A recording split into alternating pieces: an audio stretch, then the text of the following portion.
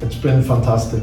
I come from a very different place than this, and I didn't know much about the football in India. I'd been there one time many years ago, backpacking across India, so I knew something about it, and I always wanted to come back.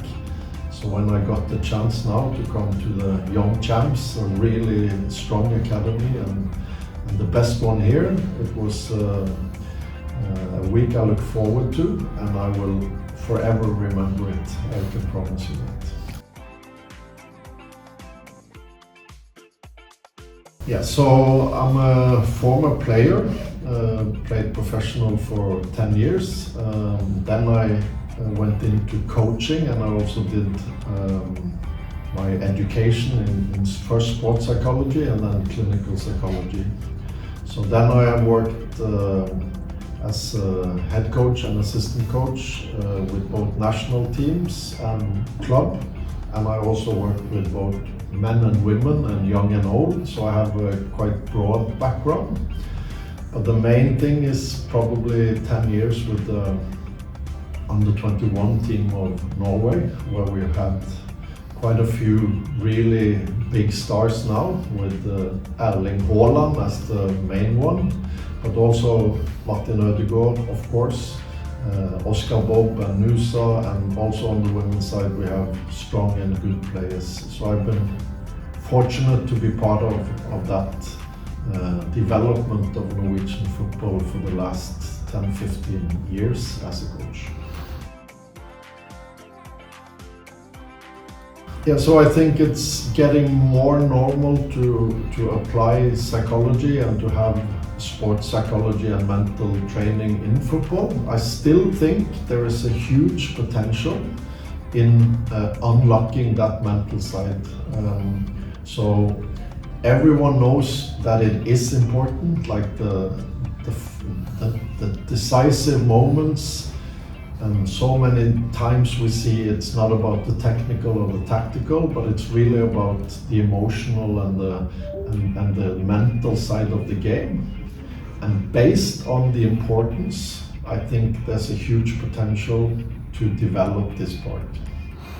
So from a background of both, I see some areas that I would like to develop in this actually, and try to maybe change a bit to get the potential that everyone is looking for, but maybe haven't totally unlocked yet.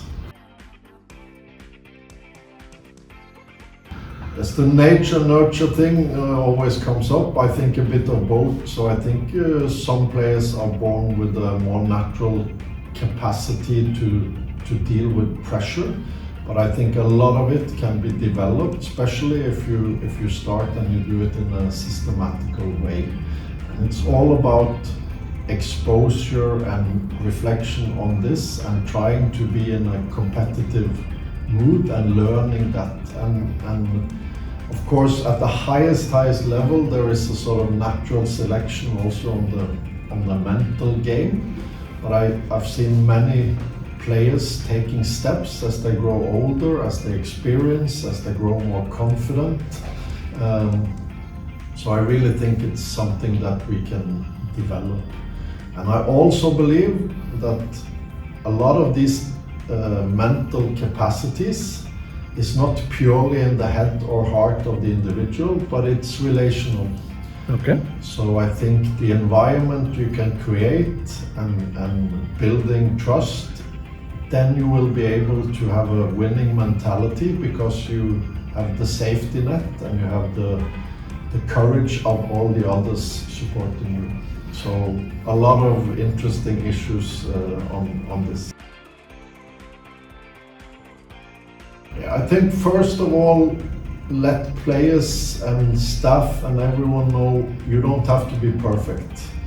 So the beauty of the human beings is that we are different and we should be ourselves, but then also be able to be with others. And that dilemma of being you with others is a key in life. Like, how can we have the power that comes from being true to ourselves and knowing that's enough, and then also letting others do the same thing.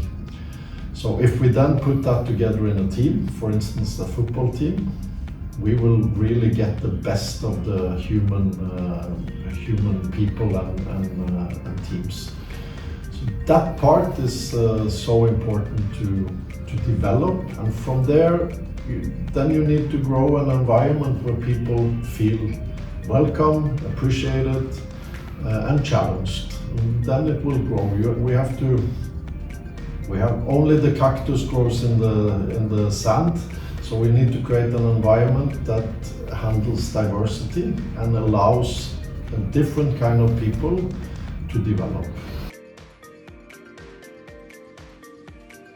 I think by creating a support staff, which is some of the most impressive I've seen here, a supportive staff that is diverse as well.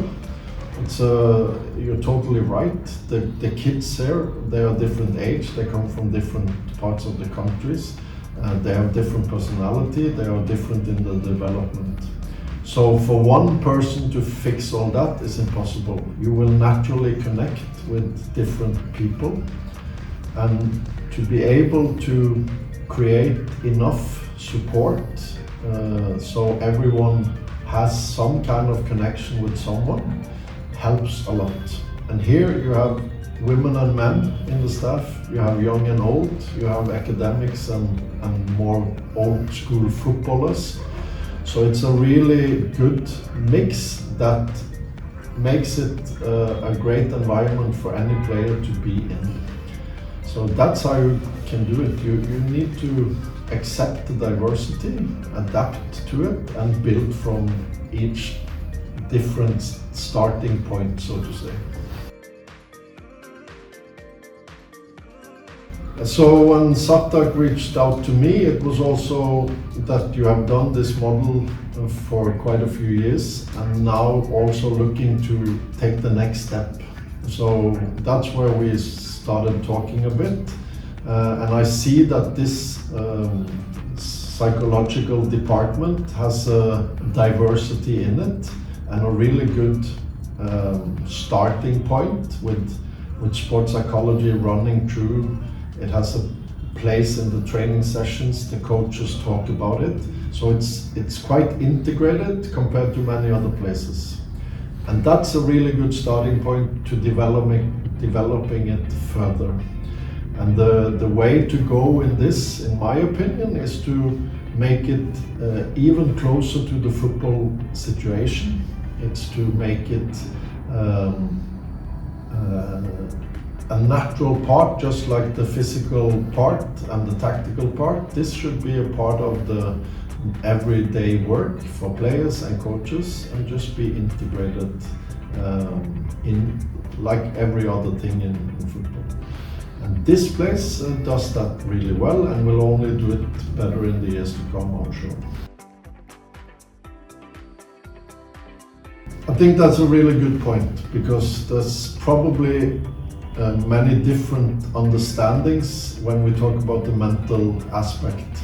I think, as you allude to, the adversity and the problem, the mental health is a big part of it, but also performance. And for me, the question is, do you believe that thoughts and emotions and behaviors is important in football? If the answer is yes, and it's difficult to say no, then the psychological aspect is in the equation. And it's every part, both when you're struggling and when you're doing well, when you are alone and when you're together, when you're on the pitch, when you're off the pitch, for the players, for the staff. All of that includes thoughts, emotions and behaviors. And so there's the big potential, trying to systemize this more, trying to develop this on a systematic level, so people can do their action and get the behaviors that creates a winning team or developing players, as is the case.